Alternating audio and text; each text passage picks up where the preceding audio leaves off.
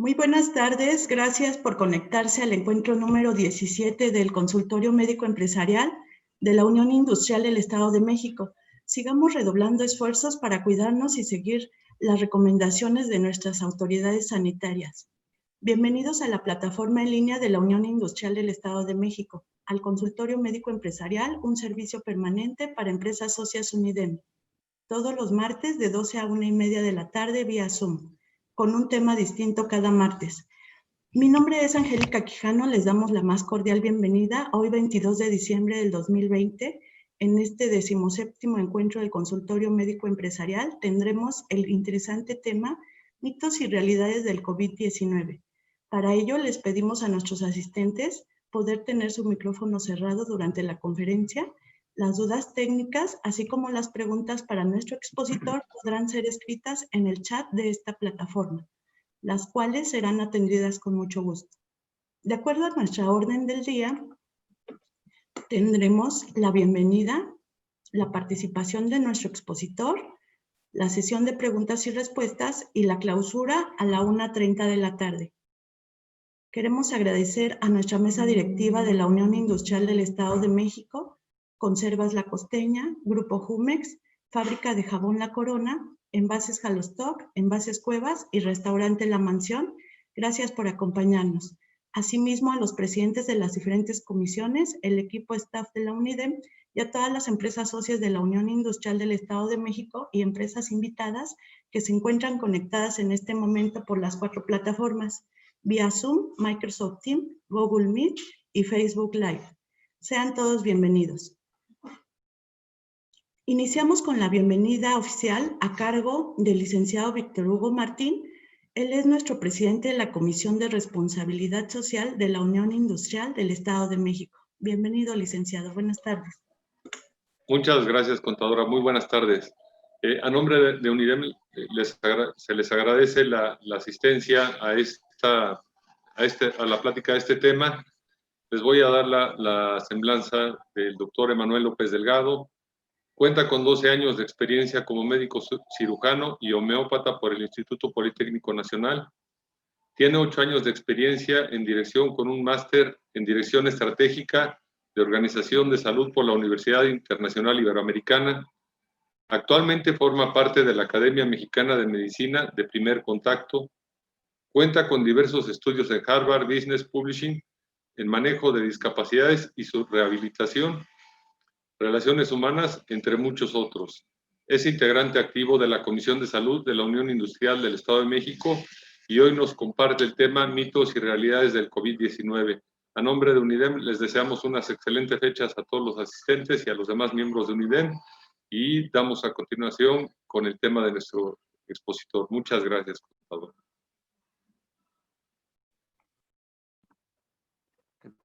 Muchas gracias, Víctor. Gracias, Angie. Pues bueno, buenas tardes ya a todos. Gracias por acompañarnos en esta sesión.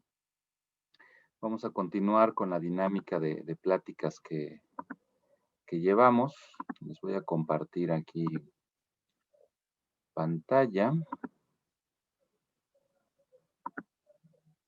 Listo, ahí la tenemos.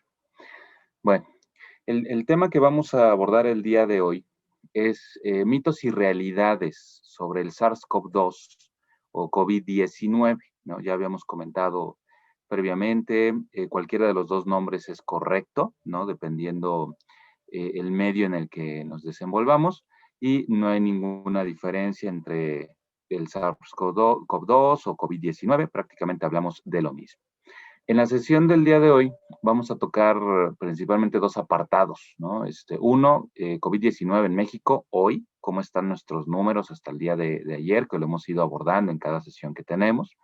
Y después vamos a ir abordando, pues, no todos, pero sí la mayoría de los mitos y realidades más frecuentes que hasta ahorita hemos escuchado en todo esto que va de la pandemia, ¿no? Primer punto, ¿cómo estamos hoy en nuestro país en tema de COVID? Pues bueno, ya habíamos platicado en tema de lo que es el semáforo de riesgo epidemiológico. Aquí lo vemos actualizado hasta el día de ayer. Y tenemos actualmente pues 3 estados de nuestra república en rojo. Como ya todos sabemos, la Ciudad de México y el Estado de México oficialmente están en semáforo rojo, en fase 3, y pues Baja California también ya formaliza su foco rojo, ¿no? De ahí tenemos 24 estados en riesgo alto, que es el naranja, 3 en riesgo medio, que es el amarillo, y 2 que siguen en verde. Pero como pueden ver, pues se van moviendo, ¿no? Hace un par de semanas, pues teníamos otros verdes, que ahorita ya están en amarillo o incluso están en naranja. Ahorita hay otros verdes otros naranjas que ya están en rojo. Entonces, esto se vuelve muy dinámico. Por lo tanto, pues tenemos que estarlo revisando, tenemos que estar atentos a las actualizaciones por parte de las autoridades.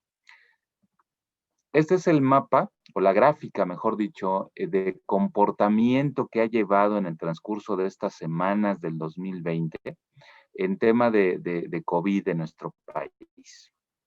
Aquí podemos visualizar los casos sospechosos, negativos y positivos que se han ido testeando semana tras semana de este 2020 hasta llegar a los números que tenemos actualmente, ¿no? En tema de visualización o de interpretación de la gráfica, ustedes hasta arriba en esa gráfica pueden ver un color un poquito más naranja, un naranja clarito. Esos son los casos que han sido negativos. Es decir, todas aquellas personas que sospecharon en algún momento que tenían la enfermedad y se hicieron una prueba para descartarlo y fueron negativos, esas son las barritas que vemos más arriba, que son las naranja claritas. Las que en este momento más nos deben importar, ¿no? Son los confirmados, es decir, todos aquellos que se hicieron prueba, que sí resultaron tener la infección. Y ese color lo vemos, si bajamos en ese colorímetro, bajamos del naranja clarito, inmediatamente después, en cualquiera de las barritas que ustedes estén viendo, viene un color como marrón, como un poquito más, más clarito. Esas son las sospechas, los casos sospechosos, pero sin muestra. Si nos bajamos un poquito, ya vemos casi un negro, ¿no? Esos son los que tienen muy alta posibilidad de tener el virus, pero no, el resultado todavía no está disponible o incluso coincidió, desafortunadamente, que pues esa persona tal vez falleció sin un diagnóstico, sin un resultado. Por lo tanto, quedan en ese espectro pues oscuro, casi negro. Inmediatamente abajo ya vemos el color café, que son los casos confirmados. ¿Cuál es la parte pues más de importancia y que nos debe preocupar y ocupar en este momento? Vean ustedes esa última barrita de abajo hacia arriba, que es la café, pues cómo ha ido incrementándose al punto de que en la semana 48, 49 del año, pues prácticamente ese número de casos confirmados supera lo que tuvimos en su momento en el pico previo, en los meses de abril, mayo, más o menos. Por lo tanto, pues esto es lo que evidencia que actualmente estemos en un foco rojo en la Ciudad de México, en el Estado de México. ¿Ok? Ahora, no significa solamente que estemos más críticos que antes. También viene sumado a una estrategia del Estado de México, también de la Ciudad de México, de hacer más pruebas, ¿no? Ustedes han visto ya que hay kioscos en las alcaldías, que hay campañas de toma de muestra en distintos centros de salud, centros comunitarios en el Estado de México. Esto es parte de las estrategias para detección oportuna de la infección, para mandar a esas personas a resguardo e ir disminuyendo gradualmente. Definitivamente, lo que nos dice esta gráfica es que los números que tenemos ahorita sí son para prestar demasiada importancia a este tema y mantenernos en resguardo. Llevamos a la fecha 1.320.546 casos confirmados y 118.202 hasta el día de ayer, personas que desafortunadamente perdieron la vida. Esos son los números que tenemos validados hasta el día de ayer por parte de la Secretaría de Salud. ¿Cómo estamos ya en un mapeo, en una lupa hacia el Estado de México? Pues bueno, los casos de todo este grueso de funciones y de casos, pues están definitivamente más centrado en el interior de en el centro de nuestro país, que es Ciudad de México y Estado de México.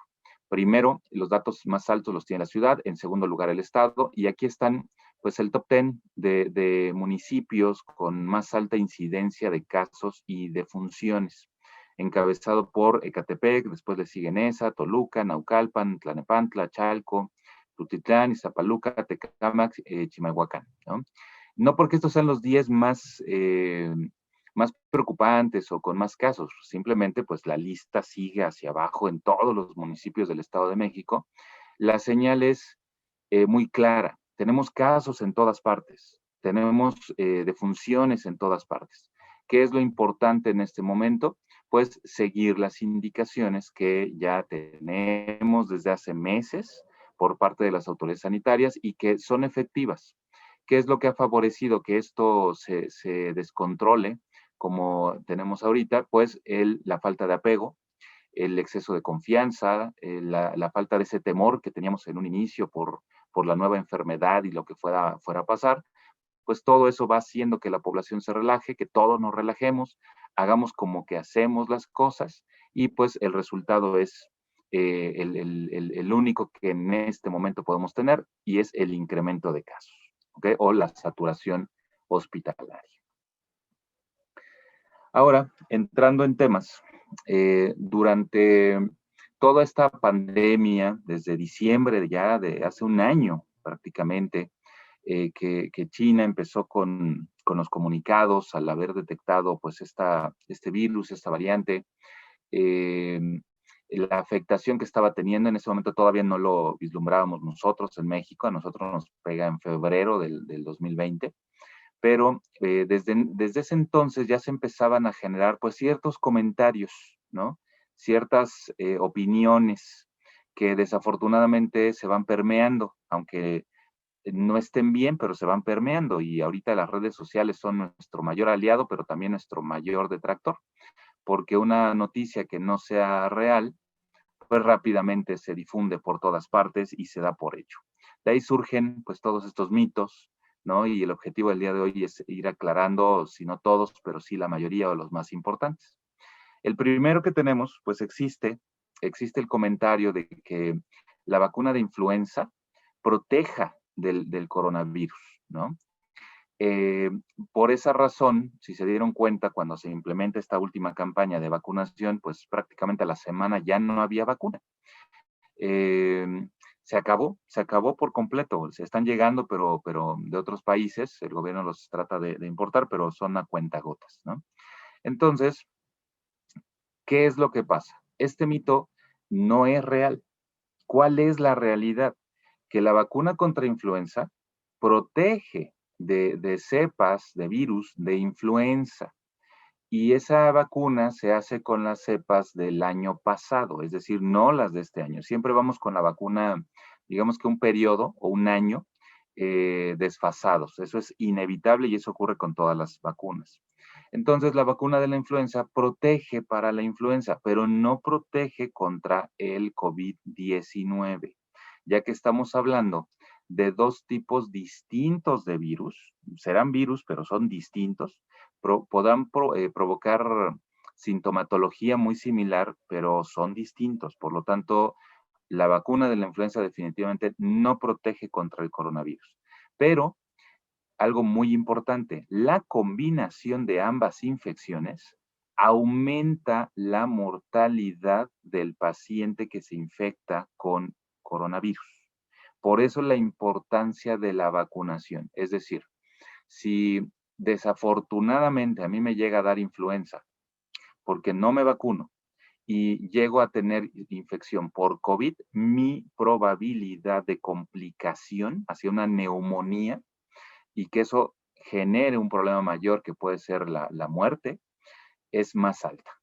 Por esa razón, la campaña de vacunación de influenza este año fue fuertísima para poder evitar o disminuir la combinación de ambas enfermedades. ¿Ok? Entonces, ¿hay que vacunarnos para influenza? Sí, hay que seguirnos vacunando cada año, pero eso no nos protege de coronavirus o de ninguna otra infección de carácter viral.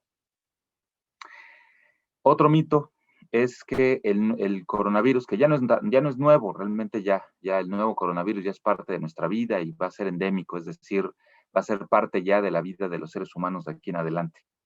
Pero el mito es que se diagnostique con una prueba rápida y que esa prueba rápida nos diga si es positivo o es negativo. Esas pruebas rápidas que hemos mencionado, que se hacen en 15 minutos, que detectan ya sea inmunoglobulinas IgG o IgM o antígenos, que ya son las nuevas pruebas que tenemos, pues el mito no es real, no es una realidad. El coronavirus se puede confirmar y detectar mediante una prueba de laboratorio por PCR que hemos comentado ya ampliamente durante estas sesiones. Es la única prueba que existe hoy en día y que seguirá existiendo hasta que no renovemos en tema tecnológico, pero lo veo bastante complicado porque la PCR nos da una certeza altísima y prácticamente llegar al 100 no existe, estamos hablando de un 95, 98% de certeza. Esta prueba PCR lo que busca pues es detectar literalmente la presencia genética del virus. Es decir, si sale negativa es porque no hay genes del coronavirus dentro de esa persona. Si sale positivo es porque hay rastro genético de ese virus y está activo en ese momento. Por eso es que se puede detectar como diagnóstico. Sigue siendo la única prueba diagnóstica que tenemos. No significa que las pruebas rápidas, ya sea de inmunoglobulinas o de antígenos, no funcionen. Sí funcionan, pero no para un diagnóstico. Funcionan para saber si esa persona ya salió del cuadro agudo de la infección y ya no puede infectar a otras personas, o saber si ya lo tuvo en algún momento y descartar que el cuadro actual sea por coronavirus, porque sí pasa. A veces estamos tratando con una influenza que pareciera ser un coronavirus, porque los síntomas son muy similares, se hacen una prueba rápida y resulta que en la prueba rápida ya hay IgG para coronavirus positivo, pero la IgM está negativa. ¿Qué significa? Que en ese momento no es un coronavirus. Tuvo en algún momento la infección, no sabemos cuándo, pero estamos tratando con otra infección y el tratamiento tiene que ser para esa infección, en este caso influenza. ¿Ok? Siguiente mito que muchas veces hemos escuchado y más ahorita con el uso de los cubrebocas es cada vez más frecuente. ¿Se puede reutilizar un cubrebocas? En este caso es N95 o KN95. Aclarando un poco, N95 significa que ese cubrebocas se hizo en Estados Unidos. KN95 es porque viene de importación de China. Es la única diferencia, pero la protección o la manufactura es la misma. Entonces, el mito es ese, que como son mejores cubrebocas, que resisten más y protegen, pues se pueden reutilizar.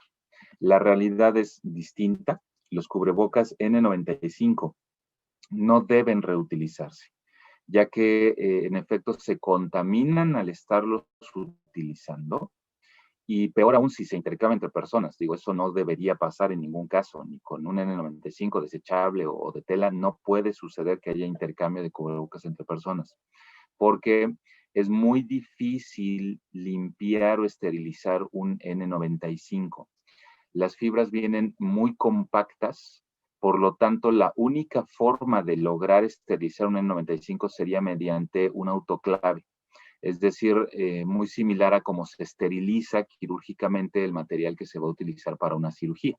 Hablamos de telas, hablamos de instrumental, y pues no tenemos un esterilizador en nuestras casas. No basta con lavarlo, no basta con ponerlo al sol, no basta con ponerle alguna solución antiséptica. No, tendría que ser un tratamiento de grado pues prácticamente hospitalario para esterilizar realmente. Y como no tenemos eso a nuestro alcance, la recomendación es que no se puede reutilizar un N95.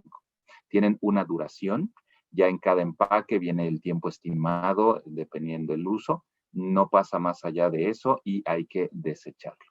La recomendación es, cada que desechen un cubrebocas, rómpanlo, córtenlo, agarren su tijera, lo cortan a la mitad y ya lo pueden desechar, porque desafortunadamente si hay mercado negro de cubrebocas, sí hay quienes pues tratan de generar una ventaja de este tipo de insumos los lavan, los recolectan, los lavan y los venden. Entonces, eso pues evidentemente es un fraude y genera un problema a la salud bastante grande.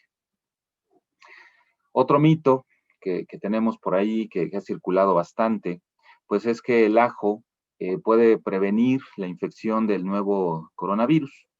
Entre este mito, porque se han ido sumando gradualmente, pues existe el ajo, y hay quienes dicen que el jengibre, hay quienes dicen que la cebolla, hay quienes dicen que consumiendo más picante, hay quienes dicen que tomándose su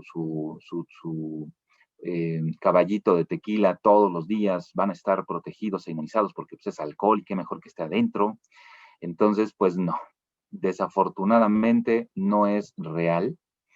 El ajo definitivo es un alimento súper saludable, contiene muchos antioxidantes que son benéficos para el ser humano a nivel metabólico, así como otros muchos alimentos, pero consumirlo no protege del coronavirus, ¿ok? Es el equivalente en tratamiento cuando hacemos alguna recomendación, por ejemplo, de tomar vitamina C o tomar vitamina D. Es parte de una recomendación para que el sistema inmunológico, para que el metabolismo de esa persona esté en condiciones adecuadas y pueda generar una respuesta inmunológica adecuada ante la presencia de un virus. En este caso, aplica para el coronavirus, pero es muy diferente estar preparado, que tu cuerpo esté apto para responder de una forma buena, adecuada para ese virus, y otra es que te proteja contra el virus. Y ahí es donde vienen siempre las malas interpretaciones. No es que yo como ajo, es que yo tomo vitamina C todos los días y por eso no me va a dar el coronavirus y no me voy a infectar. Totalmente erróneo, ¿ok? Puede ser que te infectes y que tal vez tengas sintomatología mínima o asintomático, porque tu cuerpo responde adecuadamente. Qué bueno, eso es adecuado. Eso es lo que esperamos para disminuir la mortalidad, pero no evita la infección. Lo único que evita la infección es evitar la exposición, el contacto con personas que ya tienen la enfermedad. ¿Okay? Y para eso están todas las medidas que hemos conocido ya durante estos meses y que hay que seguir aplicando. Otro mito, pues es que el virus, el coronavirus, no sobrevive en zonas de clima cálido o húmedo, ¿no? En su momento todos habrán escuchado que los guerrerenses allá en nuestro querido Acapulco dijeron, no, pues es que acá no va a haber coronavirus, porque no vive al calor, lo mata, inmediatamente se muere. Y pues, ¿qué creen? Sí tienen casos y tienen bastantes casos. Entonces, no es real. El coronavirus como virus, como todo virus, puede sobrevivir a climas extremos. Hablamos de calor, clima húmedo, frío, seco, no importa la variante de clima, eso no es una determinante para que el coronavirus se inactive. Recordemos un poco que el coronavirus, y aquí lo puntualizo porque sobrevives entre comillas, el virus, todos los virus, y eso incluye el coronavirus, no son virus, no son agentes vivos, no pertenecen al grupo de seres vivos por el cual nosotros nos regimos. Los seres humanos, incluso las bacterias son seres vivos. Los virus no son seres vivos, son estructuras que contienen mecanismos hechos a bases de proteínas, aminoácidos, otras estructuras que tienen la capacidad de modificar el funcionamiento de nuestras células para replicar esas mismas estructuras o agentes virales.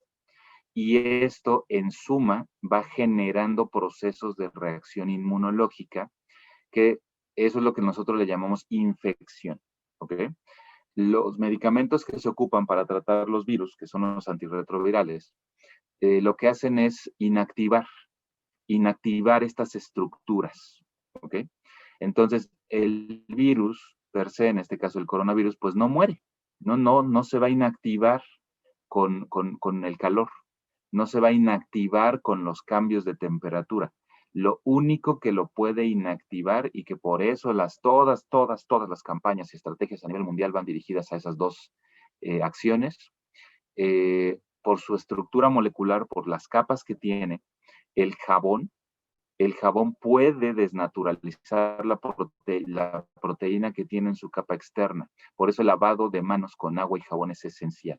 Y el alcohol puede destruir también a altas concentraciones, puede destruir la capa que está un poco más abajo de esa capa externa por la alta concentración de alcohol. Y eso es lo que puede hacer que también se inactive.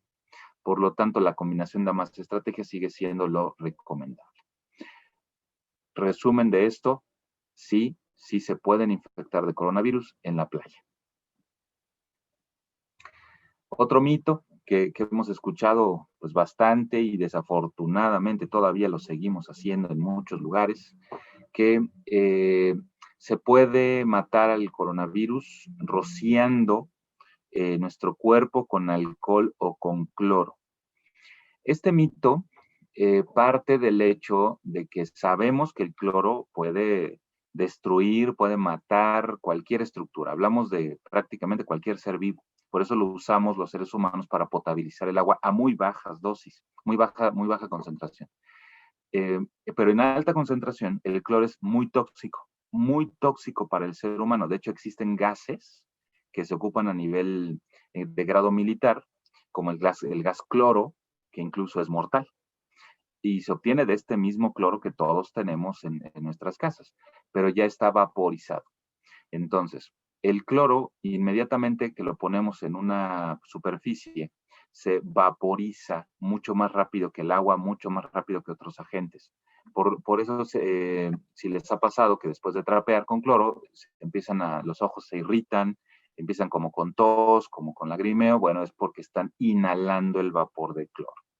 Por eso la concentración o dilución de cloro que debemos tener en nuestras casas para hacer limpieza no debe superar, si no tenemos contacto con personas sospechosas, el 20% de concentración, el 2%, perdón, de concentración.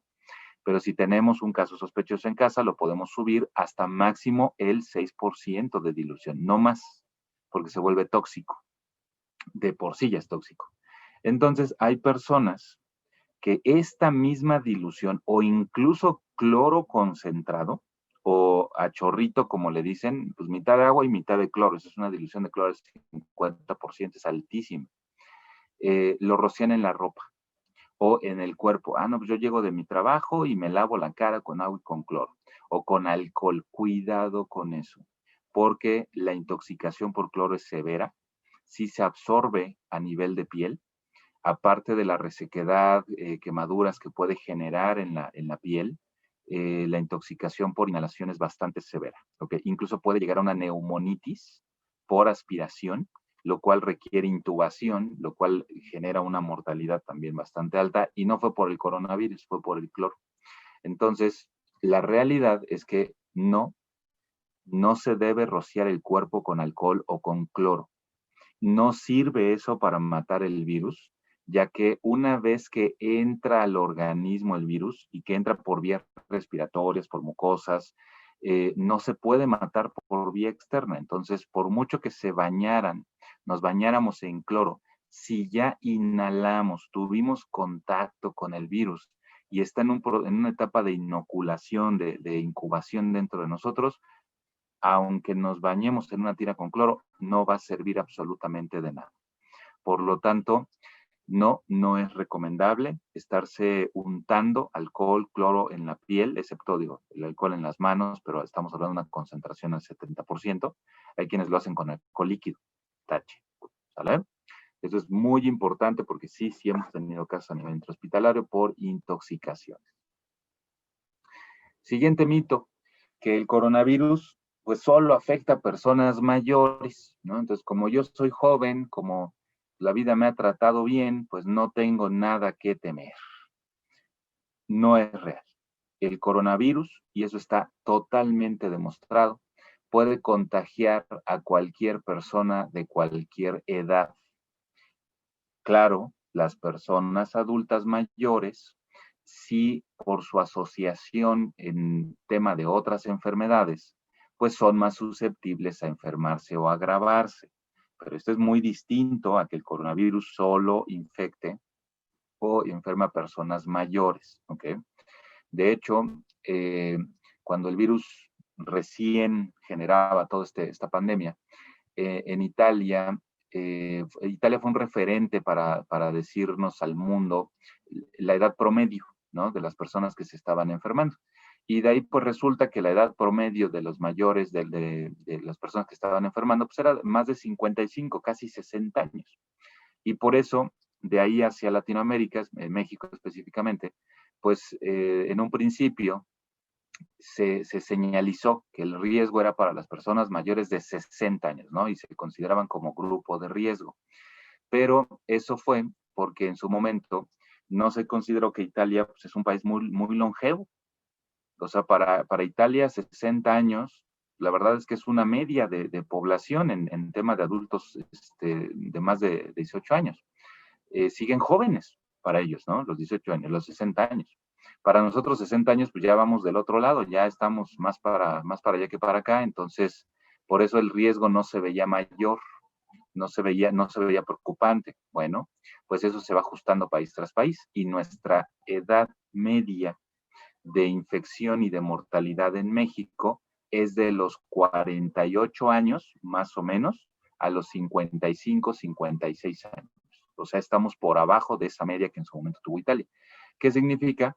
Pues que no estamos hablando de adultos mayores, estamos hablando de adultos. También hay casos en niños, hay casos, por supuesto, también en adultos mayores, pero es para todos, ¿ok? Por lo tanto, la recomendación de cuidado sigue siendo para toda la población y más para los que tenemos alguna enfermedad crónico-degenerativa asociada, es decir, diabetes, hipertensión, obesidad, alguna enfermedad inmunológica, reumática, alguna deficiencia ya por algún tema de metabólico de nacimiento. Ese es el grupo más vulnerable que tenemos que cuidar ahorita y el contacto es lo que hace que se pueda generar esta infección. ¿Okay? Otro mito que tenemos, que hemos escuchado bastante, pues es que enjuagarse la nariz con soluciones salinas o hacer gárgaras con cierto tipo de enjuagues bucales, pues pueden prevenir el riesgo del coronavirus y matan el coronavirus. Hay personas que incluso diluyen alcohol, el alcohol en líquido, lo diluyen con su enjuague bucal y con eso empiezan a hacer gárgaras. No es real. La limpieza con solución salina en el caso de la nariz sirve para otras cosas. Sí tiene una indicación terapéutica, hay medicamentos, hay soluciones para todo ello, pero definitivamente no sirven para matar el coronavirus y mucho menos para prevenir la infección. Y hacerlo de manera rutinaria, lo único que va a generar es lacerar o herir la mucosa de la nariz, lo cual nos hace todavía más susceptibles a contraer una infección, no solo por el coronavirus, sino por cualquier virus gripal. Aplica para la influenza también, entonces no lo hagamos. Y en el caso de los enjuagues bucales ya traen sustancias, traen antisépticos, algunos de ellos ya traen alcohol, pero en concentraciones muy bajas, que no queman la mucosa de la boca. La mucosa de nuestra boca es muy sensible, muy sensible. Las terminaciones nerviosas que tiene nuestra boca en su interior son muy sensibles, incluso llegan a tener algunas de las raíces, hablo de por ejemplo, las neuronas olfatorias o gustativas, tienen raíces muy cortas que van directo al cerebro. Por eso es que son de las más sensibles que tenemos. Y el alcohol a altas concentraciones las va a quemar, literalmente. Por lo tanto, se van a inactivar, se van a morir y la regeneración pues es bastante lenta. Entonces pueden generar desde úlceras, quemaduras, sensación, pérdida de sabores, de olfato, y pues ahí va a venir la confusión, ¿no? Porque, oye, es que yo perdí el olfato, perdí el gusto. Pues, ¿qué crees? No es coronavirus. Lo que pasa es que te quemaste con el alcohol con el que estás haciendo gárgaras, ¿no? Entonces, no. Los productos de aseo bucal siguen siendo los mismos que ya tenemos, que todos conocemos, ocúpenlos bien nada más y no se les agrega nada distinto a esos enjuagues. ¿Ok? Otro mito que aquí lo hemos escuchado muy poco en el centro del país, pero prevalece más hacia el norte, que el clima frío y la nieve pueden matar el nuevo coronavirus. Pues no, no es real. Ya les comentaba previamente, el virus no se inactiva con el frío, no se inactiva con el calor, con cambios de temperatura. No, para nada es real. ¿Qué favorece esta creencia o este mito? Lo que pasa es que en lugares fríos, donde normalmente hay nieve o hay mucho frío en el norte de nuestro país o en países que están mucho más al norte, aplica para Europa también, por este frío, las personas acostumbran a siempre estar más abrigadas de lo normal y a usar bufandas o a protegerse la cara con mascarillas, con pasamontañas, con otro tipo de ropas que nosotros no utilizamos y generan una barrera. No es la mejor protección, no es la mejor barrera que se puede utilizar, pero es una barrera. Por lo tanto, sí ayuda para disminuir la incidencia de los contagios por coronavirus, así como otras enfermedades respiratorias. Pero digamos que es una mera casualidad por el comportamiento de vestimenta de esas personas que ya viven en climas fríos. ¿Ok? Por lo tanto, no, el coronavirus no se inactiva con el frío. Al contrario, en esos climas se es más susceptible a enfermedades respiratorias y si les da coronavirus, pues sí son más susceptibles a agravarse. Otro mito que hemos escuchado, pues es que esto va hacia los extremos, ¿no? Esto va para el sur, que se transmite a través de los mosquitos, ¿no? De picaduras de insectos, ¿no? Pues es que cómo se ha esparcido muy rápido y acá no hay enfermos, pero lo que sí son, pues hay mucho insecto y pues el dengue se transmite por insectos, por lo tanto, pues también el coronavirus yo creo que se transmite por insectos, por picado de insectos. No, esto no es real. Este es un virus de origen, bueno, de sintomatología respiratoria principalmente.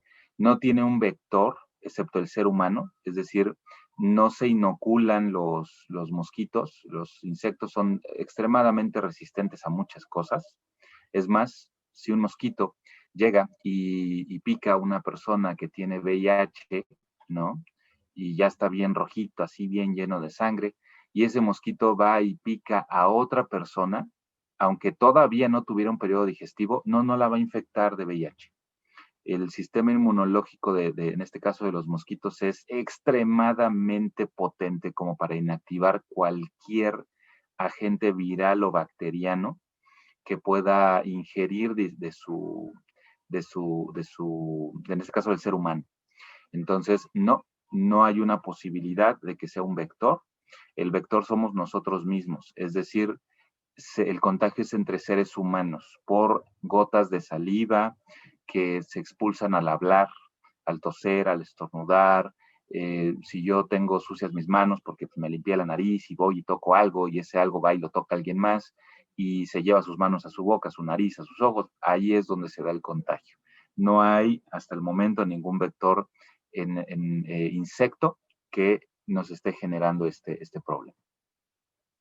Relacionado también a este tipo de vectores, ya últimamente, en estos últimos días, semanas, lo hemos escuchado, pues que los perros y los gatos pueden transmitir el nuevo coronavirus, ¿no? No es real. Los animales tampoco son un vector.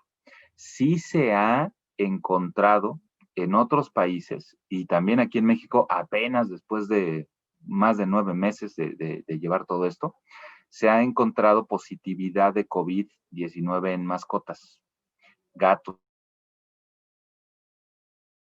perros. Sí se han ha habido defunciones cotas asociadas a síntomas o a signos respiratorios asociados a COVID, también los ha habido. Pero ¿qué creen? Ellos no son el vector, somos nosotros, por la extrema convivencia que tenemos con las mascotas. Entonces, sí, en algún momento los virus mutan y pueden generar una infección rara porque depende de muchos factores, no es que a todas las mascotas les va a dar coronavirus, pero depende de la especie, depende del peso, depende de otras enfermedades, depende de muchas cosas. Se han ido encontrando, pero no, las mascotas no lo transmiten, porque no son el vector convencional, no son el vector normal. Claro, ¿cuál es la recomendación de todos modos? Aunque esto no es una realidad, pero sí se recomienda extremar precauciones. Es decir, si yo tengo coronavirus positivo y tengo mascotas y nadie me los puede cuidar y yo tengo que convivir con mis mascotas, si yo estoy en resguardo, pues también mis mascotas. ¿Me explicó? Si mis mascotas se enferman, pues tengo que atenderlas, definitivamente, llevarlas al veterinario para que las atiendan, se les dé medicamento, porque están en contacto conmigo, entonces se maneja exactamente igual que cualquier familiar con el que yo tenga contacto, pues todos tenemos que estar en resguardo. Y para las mascotas que están en calle, ¿no?, o que salen a pasear, ¿cuál es la recomendación? Si alguien los toca, si nosotros los tocamos, hay que lavarnos las manos. ¿Por qué? Porque tal vez ellos no lo vayan a transmitir. Es decir, en su saliva, en sus secreciones, tal vez no lo están transmitiendo. Pero eso no exenta a que en la calle sacamos a pasear al perrito y resulta que nos encontramos al vecino que está positivo, pero no tiene resguardo y tampoco lleva ninguna medida de control y ve a nuestro gatito, a nuestro perrito y lo acaricia y lo apapacha y hasta lo carga y hasta besito le da y se le restriega las manos por todo el cuerpo. Entonces nosotros metemos a ese perrito a nuestra casa y resulta que también lo estamos acariciando. Entonces, el perrito no fue el que nos infectó. Lo que pasa es que su pelaje funcionó como vector de la infección, porque se inocula el virus en el pelaje y nosotros agarramos el pelaje y nos lo llevamos a nuestra cara. Ahí es donde se genera la infección, ¿ok? Por lo tanto, si ese perrito sale, hay que lavarnos manos, hay que evitar contacto cuando estemos con nuestra mascota o pues fomentar una limpieza más frecuente. Otro mito es que el calor o el aire caliente de los baños públicos mata el coronavirus, ¿no? Digo baños públicos porque es más frecuente tener este tipo de secadores, ¿no? Y hay quienes, para, entre comillas, matar el virus, pues dejan sus manos ahí casi 5 minutos, 10 minutos, hasta que sienten que se están quemando. No, eso no funciona, al contrario, lacera la piel. Lo que funcionó fue el lavado previo, ¿ok? Yo me lavo con agua y con jabón, 20 segundos efectivos, repito, no son 20 segundos moviendo mis manos bajo el chorro de agua. Es agarro jabón, un poquitito de agua, le cierro la llave y me tallo 20 segundos. Posteriormente a ese tiempo, ya le abro la llave y me enjuago. Eso es un lavado efectivo. El secado es lo de menos. Si fue con un secador, si fue con una toallita, con lo que ustedes quieran, pero que esté limpio, lo que funcionó fue el lavado, no el tipo de secado. Entonces, para protegernos, ¿qué hay que hacer? Pues seguirnos lavando las manos y seguir utilizando alcohol en gel entre el 60 y 70%. No más porque nos quemamos las manos, no menos porque no funciona para eliminar o inactivar ese virus. Otro mito es que, y ahorita creo que lo hemos escuchado muy frecuentemente porque las compras ahorita son más por paquetería o mensajería, que hay gente que dice, es que yo me contagié porque pedí un paquete, venía de China y pues ahí me contaminé, ahí me contagié. No, esto no es real. El coronavirus no permanece activo durante tanto tiempo como para un viaje tan largo de China. Sí permanece activo en las superficies, pero hablamos de actividad depende del tipo de superficie y la exposición que tenga a radiación solar o alguna otra fuente de energía. Puede ser de horas, o sea, la actividad puede durar de horas a días. Lo que más se ha detectado ahorita en tema de estudios de durabilidad de esa actividad viral es de una semana, más o menos. Entonces, la mayoría de los paquetes que se piden, no digo que todos, pero la mayoría que son de importación y vienen de este país, pues tardan semanas semanas, incluso meses en llegar, pues son transportados en contenedores vía barco. Ya por cualquiera de las vías de entrada, por Estados Unidos o directo en México, pero es mucho tiempo como para que el virus se quede activo. ¿Cuál es el inconveniente? Que la mayoría de las personas que piden a gran volumen, este tipo de equipos, de materiales, de insumos que vienen directos desde China, pues normalmente tienen contacto con mucha gente, porque son agentes de ventas, porque son importadoras, porque son comercializadoras, y pues ahí es donde viene la infección, no por el paquete, es porque tienen contacto con muchísima gente, ¿ok? De todos modos, la recomendación sigue siendo que si piden algún paquete, no importa de dónde venga, porque ahorita ya el foco ya no es China, el foco es todo el mundo. No importa dónde venga, ese paquete manéjenlo como un paquete contaminado, es decir, hay que limpiar su superficie, ¿no?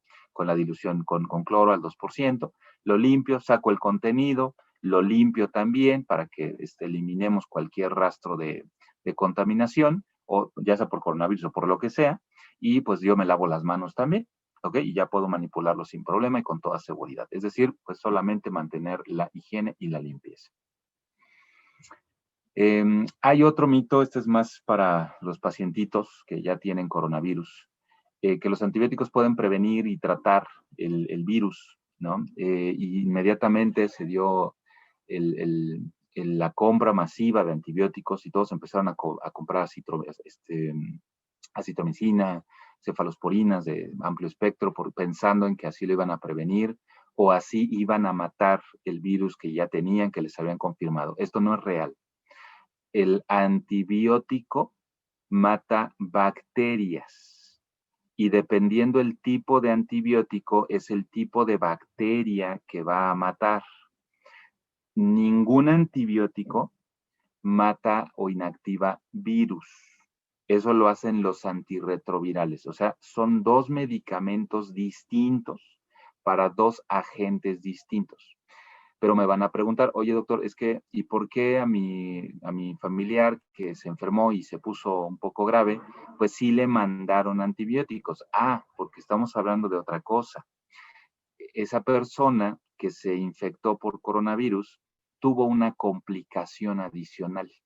Su infección por coronavirus se complicó con una neumonía.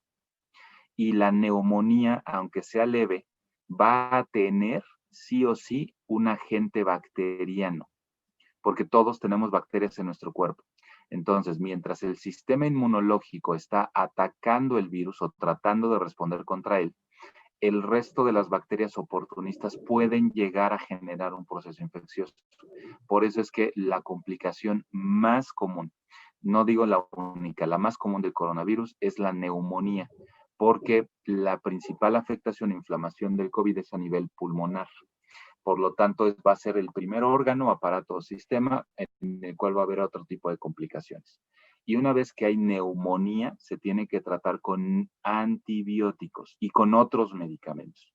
Por eso es que a los pacientes que tienen complicación por COVID, se les agrega estos medicamentos. Entonces, la realidad es que no, los antibióticos no destruyen, matan o inactivan al coronavirus. Para eso existen otro tipo de tratamientos y tampoco funcionan como preventivos, ¿ok? Evitemos la automedicación. Ahora, no se ve tan frecuentemente en casa, pero es más para empresas, para organizaciones. Está demostrado que la luz ultravioleta no debe utilizarse para desinfectar tejidos, es decir, manos, piel, cara, no es conveniente porque el grado de radiación que tiene la luz ultravioleta es lo suficientemente fuerte para dañar mucosas, es decir, sí puede lastimar los ojos, puede lastimar la piel, puede lastimar otras estructuras dependiendo del grado de radiación que tiene. ¿Mata el virus? Por supuesto que lo mata, pero el daño que genera en el ser humano es grandísimo. La luz ultravioleta se ocupa, por ejemplo, a nivel intrahospitalario o incluso en clínicas dentales, cuando ya no hay nadie. Ya se salieron todas las personas, prenden su luz ultravioleta y esta radiación pues va a ayudar a matar virus, parásitos, hongos, bacterias, todo lo que se encuentre en esa habitación, sin personas adentro, ¿ok? O animales. Fuera de ahí, no se ocupa ni tiene utilidad actualmente para desinfectar personas o tejidos. ¿Okay? Mucho cuidado con eso y más porque ya en mercados online, pues hay muchas lamparitas, ¿no? Y toma tu lámpara para desinfectar tu habitación y tu lámpara de luz ultravioleta. Pues sí funcionan, pero no deberían estar ahí las personas y eso no viene aclarado. Pues mucho cuidado con eso, por favor. También está demostrado que aguantar la respiración durante 10 segundos o más sin toser o sofocarse no descarta la infección por coronavirus. Por ahí ha estado circulando un test respiratorio, así bien sencillito de, a ver, de aquí a aquí, inhala, ¿no? Y de aquí a aquí, aguanta la respiración. Y luego saca la respiración. Si pasaste el test sin problemas es porque no tienes coronavirus. No, esto no es verdad, ¿ok? El coronavirus genera síntomas variados. La mayoría ha presentado síntomas respiratorios, pero también hay síntomas digestivos, también hay síntomas dérmicos, también hay síntomas neurológicos. Entonces, yo pudiera tener la infección por el coronavirus y lo único que tuve fue dolor gastrointestinal y un poco de diarrea y nada más. Y tengo coronavirus y yo puedo infectar a otras personas. Entonces, este test respiratorio, pues lo voy a hacer sin problema. Y voy a decir, no, pues no lo tengo, yo creo que fue algo que comí, porque el test me dice que estoy bien. Entonces, no. Ningún test de este tipo funciona para descartar o confirmar la infección. Lo único que funciona es una prueba de laboratorio por PCR para confirmar la infección. Y por último, en este recorrido de mitos que hemos tenido, pues viene una realidad y me parece importante mencionarla, no porque vaya a cambiar algo en nuestras vidas, pero pues sí, todavía hay gente que dice que pues las redes 5G y las antenas nuevas que se colocaron es lo que está transmitiendo el coronavirus. Y es un plan malévolo de la orden mundial. No sé dónde está esa orden, ¿verdad? Yo quisiera saber. Pero que por eso se instalaron y por eso coincidió y que a todos nos están enfermando. Entonces, ahí está la razón del virus. No, esto es totalmente falso. Ningún virus, ninguno, se puede transmitir o pueden tener como vía de desplazamiento las ondas electromagnéticas que generan las ondas de radio.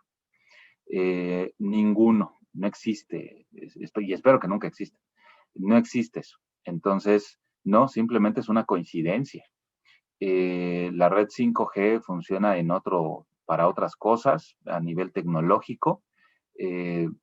Al margen, pues sí hemos tenido muchas fallas con la red 5G, pero no es por el coronavirus tampoco, es por temas tecnológicos. Entonces, la forma de transmisión de este virus y otros, pero hablando del coronavirus, pues sigue siendo por gotitas de saliva, pequeñas gotitas de saliva que expulsamos cuando hablamos, cuando tosemos, cuando estornudamos, repito, cuando ensuciamos una superficie y alguien más llega y la toca y se la lleva a su boca, come alimentos, ahí es donde está la vía de contagio, de contaminación.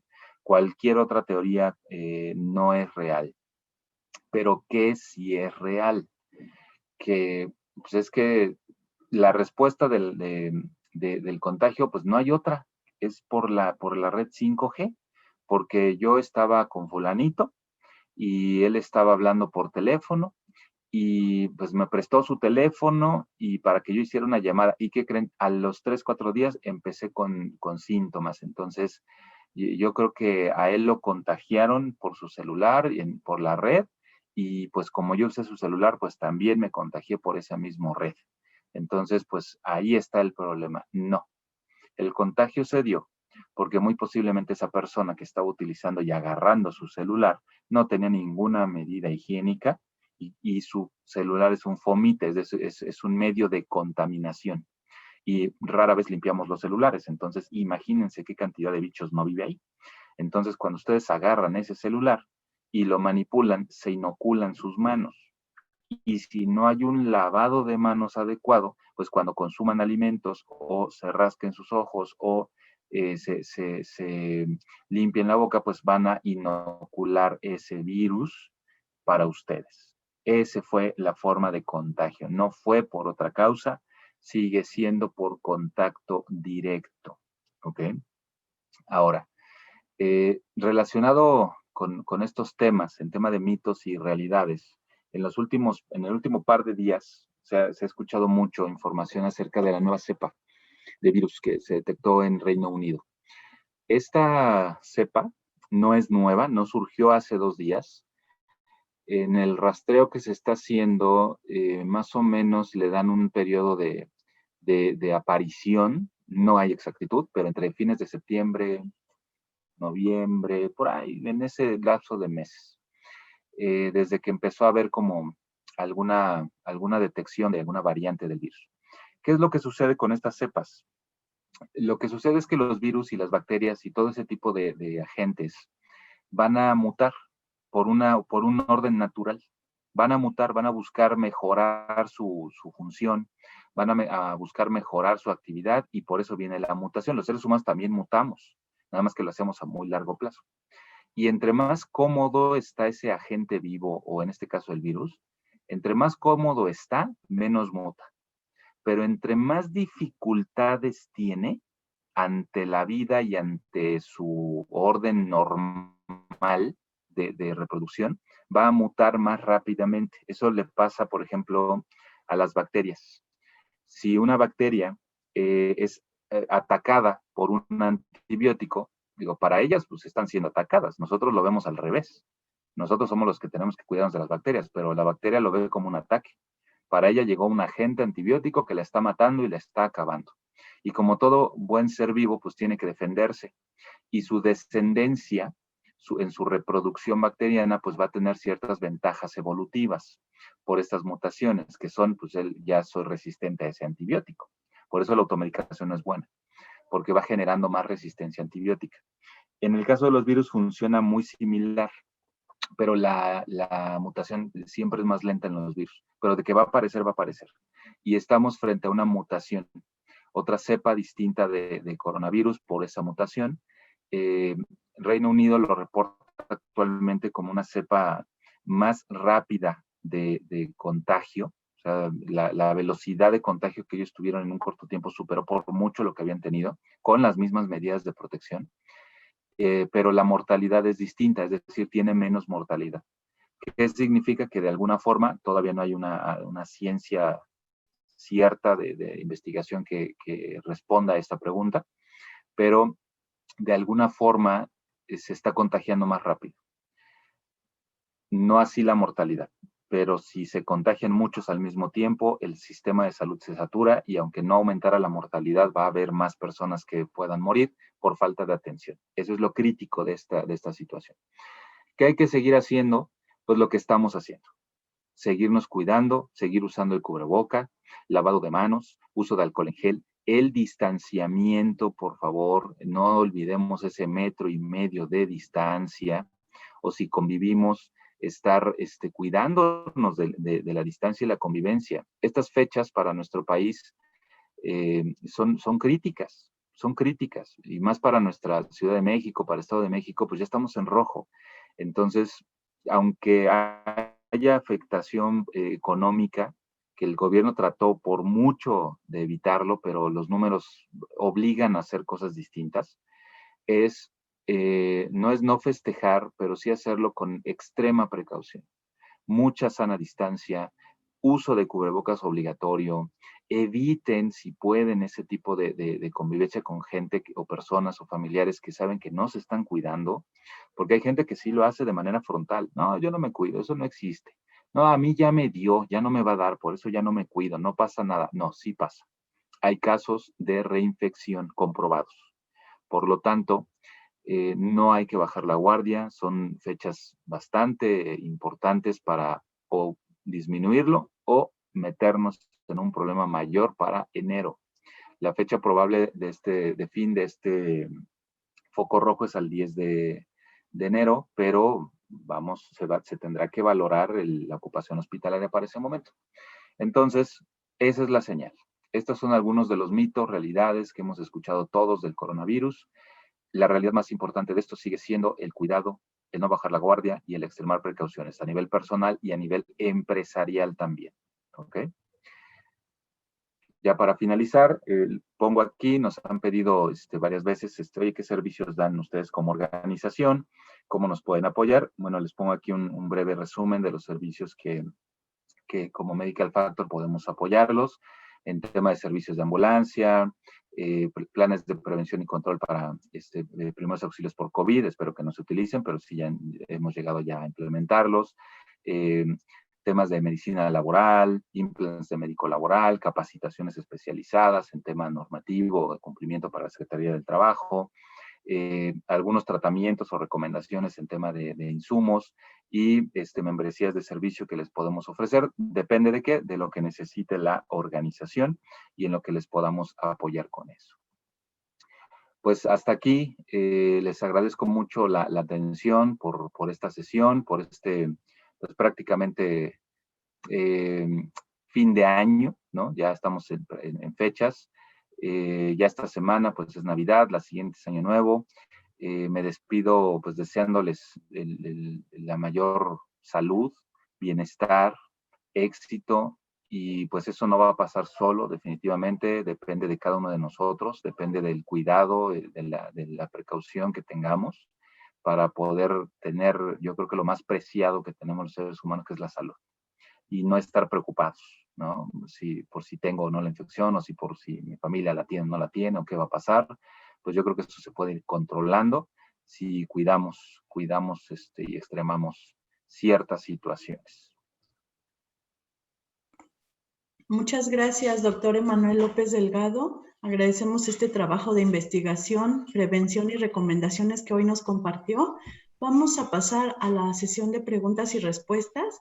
Si alguien tiene una pregunta para el doctor, pueden escribirlas en el chat y con mucho gusto se las vamos a preguntar para que el doctor las responda. Tenemos aquí a Magali Montenegro, que nos pregunta si el Lysol es útil para desinfectar la ropa. Ok.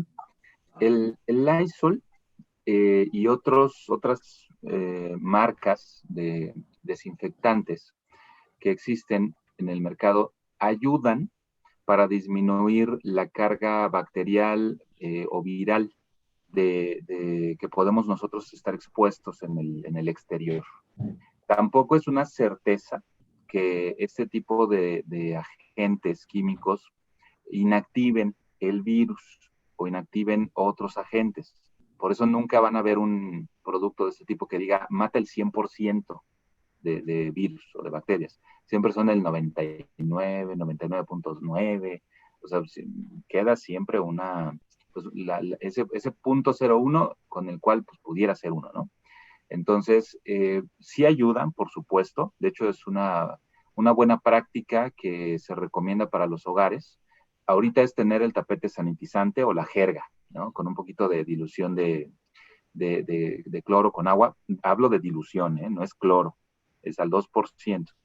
Y que las personas que ingresan en las zonas o en las partes que tuvieron más contacto con el exterior, pues sí, rociarlos, la ropa con el Lysol o con cualquier dilución que tengamos, pero es la ropa, ¿ok? No es en la cara, no es en las manos, ni es de aguanta la respiración para que te eche, no, porque sí genera una intoxicación. Entonces, si por ejemplo yo salí a la calle y solo salí un ratito, pero me senté, por ejemplo, en algún lugar, pues, la zona donde yo podía es esa parte, ¿no? Es la zona que tuvo contacto con superficies. Pero al final de rociarlo, lo más importante es lavar esa ropa. ¿Ok? Entonces, ayuda sí, pero no es la solución única. Muy bien, muchas gracias. Le dejamos también saludos de Nayeli Aguilar, que le manda una felicitación por la información. Gracias. Guadalupe Silva también, y nos pregunta Verónica Lira si, dice, a pesar de ser tan poco el tiempo para desarrollar la vacuna, ¿es confiable y segura contra el coronavirus? Ok, muy buena pregunta. Todas las vacunas, en este caso estamos hablando del coronavirus, pero todas las vacunas, cuando se crean la primera vez, ninguna vacuna va a ser confiable al 100% para evitar una infección. Es más, ni aunque lleve años haciéndose. Lo que hace es disminuir la probabilidad de contagio. Ahí sí, porque estamos hablando ya de una vacuna. Pero las primeras vacunas van a tener un bajo porcentaje de efectividad o de eficiencia. Entonces, puede ser que esta primer vacuna no es que no sea confiable, pero puede ser que tenga un 50, 60 o 70% de confiabilidad en tema de protección, más otros efectos secundarios. El siguiente año, cuando salga la segunda vacuna, que la metodología de preparación es la misma, pero tiene pues irá aumentando, tal vez ya no sea el 70%, ya va a ser un 75%, y el tercer año un 80%, y el cuarto año un 90%, y así va a ir subiendo por el grado de expertise que se va teniendo en esta preparación y las aplicaciones que ya se llevan. También irá disminuyendo los efectos secundarios por esa vacuna, porque la población en la que se ha probado ahorita pues es prácticamente insignificante comparada con toda la población del mundo. Por lo tanto, se vuelve poco certero si va a tener o no va a tener efectos secundarios, cuáles va a tener, ¿no? Por ahí vimos ya el video de una enfermera en Estados Unidos que se le aplicó y a los 30 minutos se tuvo un desmayo, ¿no? No pasó a mayores, afortunadamente, pero es un efecto secundario. ¿A quiénes les va a pasar? No lo sabemos.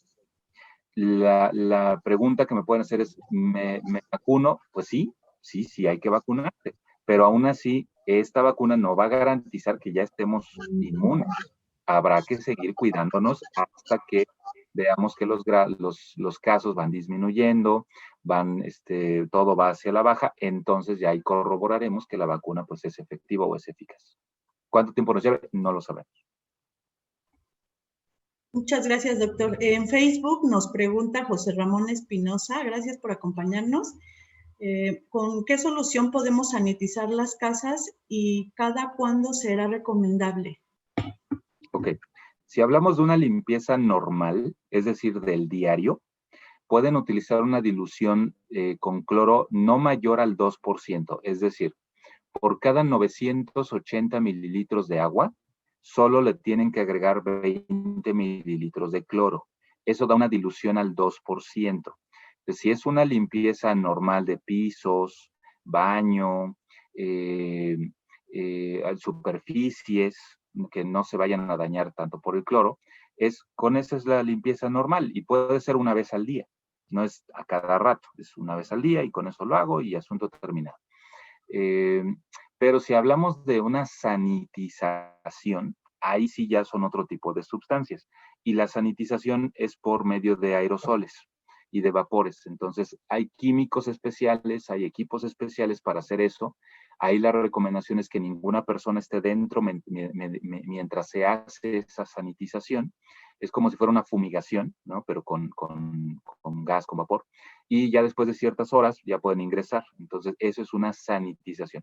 Y eso no se recomienda a menos que haya un caso positivo dentro de ese lugar. Y pues posterior a eso hay que sanitizar. Bueno, esa es la recomendación. Muy bien. Nos pregunta Guadalupe Silva si la careta protectora o el cubrebocas, ¿cuál es la más efectiva? Ok, ambos son efectivos y sirven para distintas cosas. Yo les recomendaría que no los comparen. Es ambos y ambos por separado también funcionan muy bien. El cubreboca funciona para proteger a los demás. No es para protegerme a mí. Esa es una creencia a veces un poquito difícil de comprender. El hecho de que yo me ponga cubrebocas es para que si yo soy portador del virus, no lo expulse y pueda contagiar a otras personas que están a mi alrededor. Si todos lo usamos, funciona ahora sí como protección y como funciona protección para mí y protección para los demás. Pero la protección mía es que el otro lo esté usando y lo esté usando bien. y la protección de él es que yo lo esté usando adecuadamente. Por lo tanto, el cubrebocas es obligatorio en este momento. Ahora, la careta lo que hace sí me protege a mí. Protege al portador de la careta, protege ojos, protege nariz, protege boca, pero no suple al cubrebocas, aguas. Por ahí he visto algunos protectores de micas como tipo cubreboca, que los traen así hacia la barbilla. No sirven de nada. O sea, tiene espacio suficiente para que si estornudan, tosen o lo que sea, salgan las pequeñas gotitas por los lados y no estamos ni cuidando a los demás. Solo es estético, entonces no funciona. Las caretas se recomiendan usarlas cuando por mi trabajo, por mi actividad, tengo contacto con las personas. Entonces, aunque ellos usen cubreboca, pero sí el grado de exposición es más fuerte. O sea, hablo, por ejemplo, para vendedores, para despachadores, tenderos, o gente que trata con muchos clientes. Entonces, hay que usar cubreboca y careta. ¿Ok? Si no es mi caso, si yo solo salgo de manera rutinaria, hago home office y esto, pues basta con el cubrebocas, pero un buen cubrebocas. Nada más. Muy bien. Fausto Escobar pregunta, en caso de tener un tema de coronavirus que requiera hospital, ¿la UNIDEM tiene algún hospital o entidad que lo reciba? Bueno, no sé si quiera contestarle o le contestamos. Contesto desde nuestra parte como Medical Factor. Tangi nos está Sí, como claro. NIDEM. Sí. Como Medical Factor, no hay un hospital en el cual pues se les esté atendiendo, estemos derivando. Realmente es las recomendaciones que podamos brindarles y lo que tengan a disposición los propios colaboradores. Hay quienes están asegurados en el IMSS, pues van al IMSS. Si la opción es un medio privado por un tema de seguro de gastos médicos mayores, pues hay espacio o hay ubicaciones en hospitales privados. ¿Ok? Pero no, definitivamente no hay algún hospital que le digamos, ve a porque ahí te vamos a tener. No, por parte de Medical Factor no. La infraestructura es privada de lo que ya conocemos o sector público de lo que ya conocemos. Efectivamente, lo que nos comenta el doctor. Y bueno, en el caso de UNIDEM, se hace la recomendación en un trabajo en conjunto con el doctor para que se canalicen a las clínicas correspondientes de la institución de seguridad social con las que cuenta el trabajador. Ha habido casos en donde hemos tenido la oportunidad de canalizarlos a algunos hospitales, a personas que no tienen seguridad social sobre todo, que los pueden recibir en hospitales públicos como La Raza, etcétera, ¿no? Rubén Leñero, pero sí dependería mucho el caso y con mucho gusto si se presenta alguna situación, esperemos que no, nos pueden contactar y se puede ver cómo se puede resolver con mucho gusto. Felipe Palacios nos pregunta si se tienen heridas en las manos, ¿es más fácil contraer el virus? No hay diferencia. El virus no se transmite por sangre o a través de heridas. La vía ideal de inoculación es la mucosa sana de nivel respiratorio, porque todas las mucosas son distintas. Entonces, la mucosa que tienen los ojos, la nariz y la boca es la mucosa ideal y aunque no esté lacerada o lesionada, es sana. Entonces, las manos, aunque tuvieran alguna lesión, no genera mayor probabilidad. Si yo me lavo las manos y si tengo los cuidados suficientes, no tendría por qué haber diferencia. Muy bien, nos preguntan en Facebook si los cubrebocas de tela hechos en casa son seguros o cuál sería la recomendación. Ok. Desafortunadamente, los cubrebocas hechos en casa no funcionan, porque lo que funciona no es la forma del cubrebocas, no es traer algo en la boca, es de qué está hecho el cubreboca. Existen telas que por su complejidad, por el número de fibras, son eficientes y efectivas para poder evitar este tipo de contaminación o de comunicación entre fluidos y entre medios. Entonces, si se hace en casa, no digo que no, sí se puede hacer, pero tiene que ser con una combinación de telas específica, con un grosor específico que permita la protección y que pueda ser lavable. El tipo de telas no es nada del otro mundo, pero sí es difícil conseguirlo. Estamos hablando de poliéster en el exterior al 100%, nada de 90, nada de 80, no, 100% de poliéster al exterior. En el interior es polipropileno al 100% de alta densidad y en el interior algodón para mantener la absorción. Si es en estas condiciones, en estas características, y así lo están haciendo, la función de cubreboca lo hace adecuadamente, pero hay que lavarlo diario. Si no se está haciendo en con esas condiciones, y lo normal y lo que personalmente he visto mucho en calle es que están usando licra. Y aunque la licra estuviera doble, o sea, una capa por dentro y otra por fuera, no sirve absolutamente de nada. Esa es una de las razones de por qué tenemos ahorita nosotros los problemas de contagio que tenemos en la Ciudad de México y el Estado de México, porque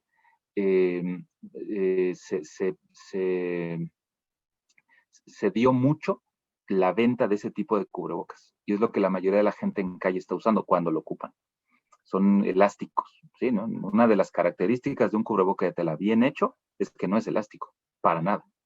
¿Sale? Entonces, mucho cuidado nada más con eso. Sí se puede hacer casero, o puede ser, pero con la combinación correcta de telas. Gracias, doctor. María Teresa Cortés pregunta que en caso de reinfección, ¿el daño o afectación es menor o mayor en caso de reinfección? Sí. Para responder esto, primero les digo que sí hay casos confirmados de reinfección por coronavirus. ¿Cómo lo comprobamos?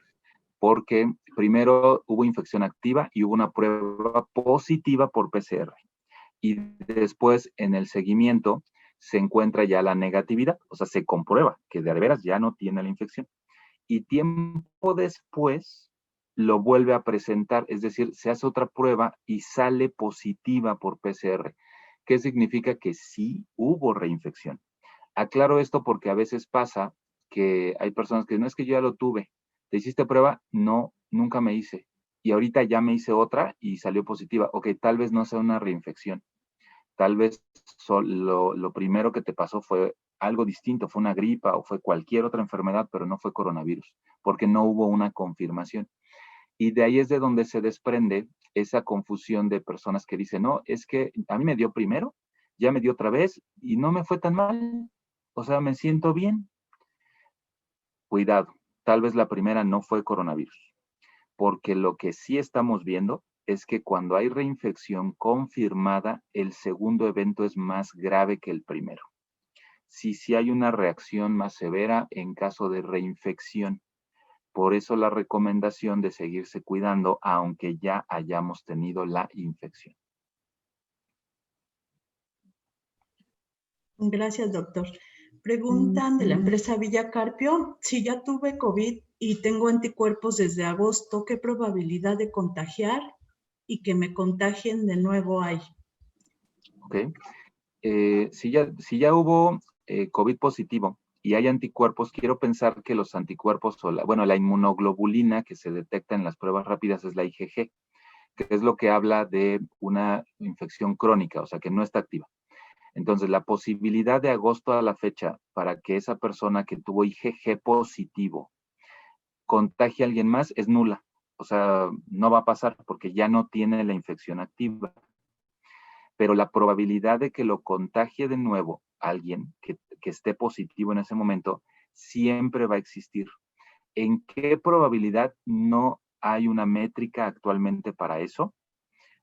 Para yo decirle, ¿sabe que tiene una posibilidad de 50%? No existe actualmente. Se han encontrado casos, pero no hay lo suficiente para tener una probabilidad. De que existe, existe. Sí hay posibilidad que si no se cuidan, no hay protección, no hay cubreboca, no hay ninguna de las medidas, sí hay posibilidad de una reinfección o de un nuevo contagio. ¿En qué posibilidad? No se los puedo decir todavía.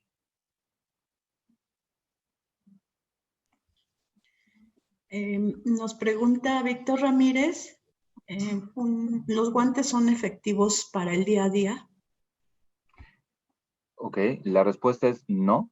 No es nada recomendable usar guantes día a día, a menos que sean médicos y estén dentro de un área COVID. es recomendable el uso de guantes.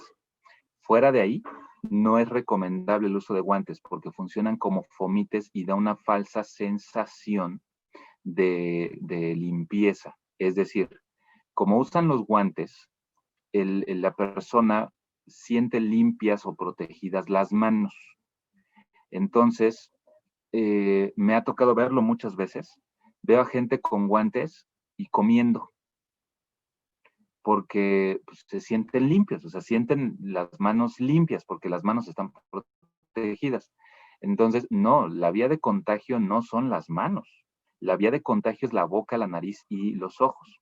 Por lo tanto, esa falsa percepción de limpieza que da traer guantes es lo que hace que el uso de guantes en población general aumente la probabilidad de contagio, porque los guantes difícilmente se van a lavar y no se cambian en cada manipulación de algún objeto. Entonces, no es recomendable. Nada supera lavado de manos con agua y jabón y uso de alcohol en gel.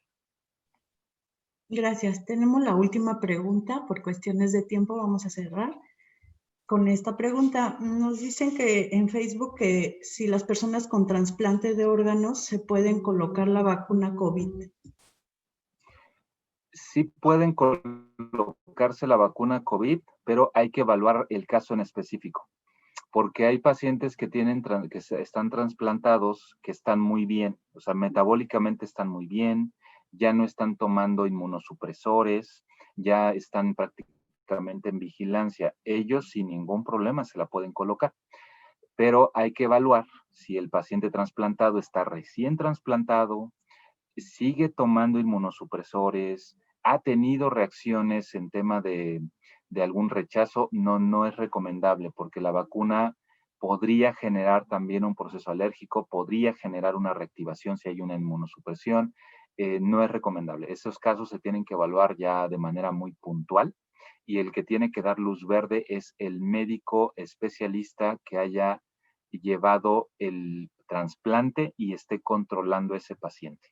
Él es el único facultado para decir, ¿estás en condiciones de aplicártela o no? Gracias, doctor. Nos hacen otra pregunta aquí respecto al dióxido de cloro. Si tomarlo frecuentemente afecta a otros órganos. ¿Y qué opinión se tiene del dióxido de cloro respecto al coronavirus? Ok. Qué bueno que lo mencionaron. Ha sido muy polémico el dióxido de cloro. ¿Qué les puedo decir? Miren, el cloro, porque de ahí se obtiene, o sea, por eso de ahí su nombre, se obtiene del cloro. A concentraciones bajas, muy bajas concentraciones. Como todo cloro, mata todo, inactiva todo. O sea, si ustedes me preguntan, oye, si yo agarro coronavirus así directamente y le pongo dióxido de cloro, ¿lo va a inactivar? Sí, la respuesta es lo va a inactivar, porque es muy potente. El detalle es que no hay estudios suficientes que demuestren o que confirmen la concentración de dióxido de cloro para que pueda ser terapéutico y no sea tóxico, ¿ok? Porque pudiéramos estar ingiriéndolo a bajas dosis, pero no sabemos si en 3 meses, en 6 meses o en 2 años va a generar insuficiencia hepática o va a generar insuficiencia renal. Eso es lo que no está comprobado. Por eso hay muchos detractores, pero también hay muchos benefactores y promotores del dióxido de cloro. La realidad es que no hay nada documentado, científicamente hablando. Lo que hay es comentarios. Hay personas que dicen haberlo tomado y les va muy bien y no se han infectado y ni siquiera se cuidan. Hay personas que dicen que lo han tomado y el niño al que se lo estaban dando murió. Entonces, no hay nada documentado en esto. Mi recomendación es que ante momentos críticos como estos, donde estamos tratando con un virus el cual no dominamos, seguimos conociendo, debemos usar las terapéuticas que ya conocemos. No hablo solo de medicamentos farmacológicos, existe la homeopatía, existe herbolaria, existen vitaminoterapia intravenosa, existen muchas otras terapéuticas que están comprobadas, que ya pasaron por todos esos procesos de dosis-respuesta. El dióxido de cloro, a pesar de que no es nuevo, pero no había tenido una implicación directa para el ser humano. Entonces, no les puedo decir sí y no. Mi recomendación es cuidado, precaución, porque no existe la evidencia suficiente como para hacerlo. Si como médico me preguntan, ¿me lo recomienda? En este momento mi respuesta es no se lo recomendaría porque me falta estudiarlo mucho, me falta investigar mucho para tener certeza de que va a cuidar a mis pacientes y no va a generar un efecto secundario. Muchas gracias, doctor. Con esto cerramos la sesión de preguntas y respuestas. Le agradecemos mucho esta información que nos compartió el día de hoy y le pedimos si nos puede regalar un par de minutos para entregarle su reconocimiento en un momento más. Claro. A los asistentes les enviaremos esta presentación y la grabación de la conferencia del día de hoy al correo electrónico que registraron para accesar a esta reunión empresarial. Asimismo, si alguien requiere su constancia de asistencia, con gusto pueden solicitarla al gerente UNIDEM de su zona. Queremos agradecer también al doctor Raúl Rivera, nuestro presidente de la Comisión de Salud de la Unión Industrial del Estado de México, por coordinar este programa UNIDEM, como lo es el Consultorio Médico Empresarial. Y por supuesto, un agradecimiento muy especial al doctor Emanuel López Delgado por tan interesante exposición en este trabajo de investigación, información, prevención y recomendaciones que hoy nos brindó.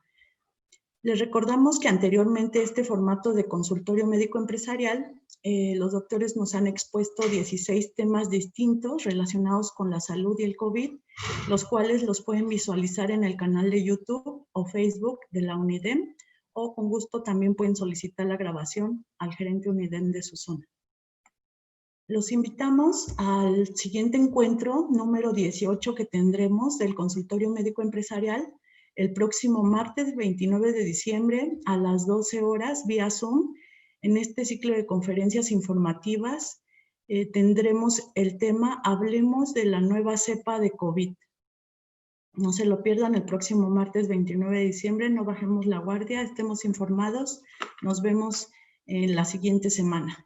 Recordemos que todos los cursos y conferencias y eventos empresariales son totalmente gratuitos y las próximas invitaciones también serán publicadas en redes sociales de la Unión Industrial del Estado de México. Los invitamos a continuar haciendo uso de los diferentes servicios de la UNIDEM, como lo son bolsa de trabajo, cursos de capacitación, seguimiento en reportes de seguridad, gestión de permisos y licencias, ruedas de networking, promoción y vinculación de sus productos y servicios para que aumenten su cartera de clientes, como lo es el directorio de empresas socias de UNIDEM o el grupo de Telegram para hacer negocios. Todos estos servicios son de manera gratuita para ustedes. Queremos agradecer a los más de 283 asistentes que nos acompañaron este día.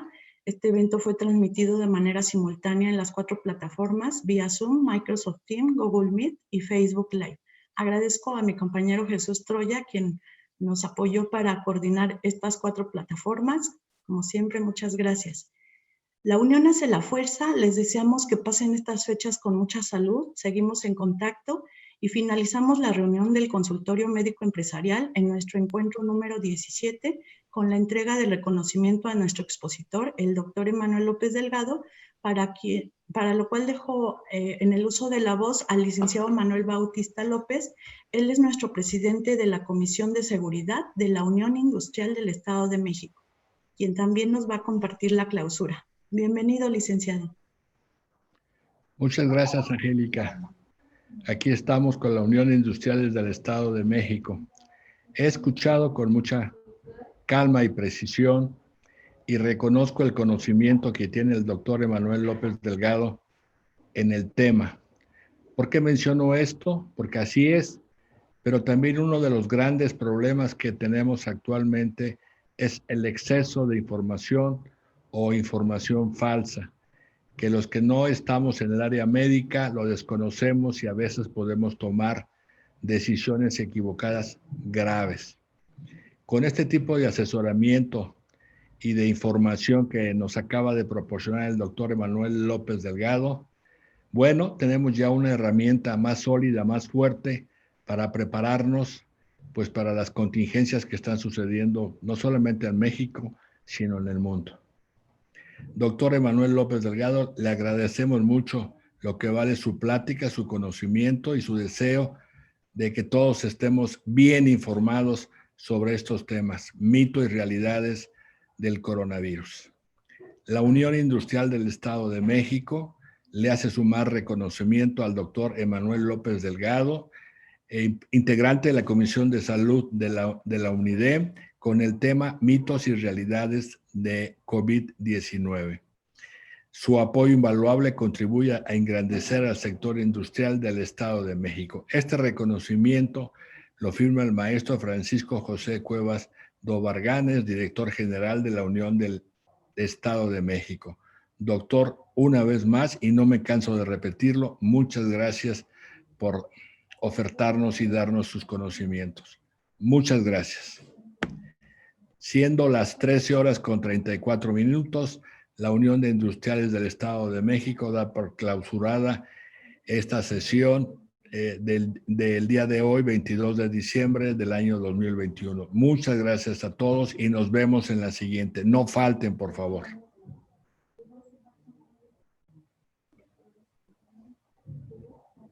Gracias, licenciado Manuel. Gracias, licenciado Víctor. Doctor, buenas tardes.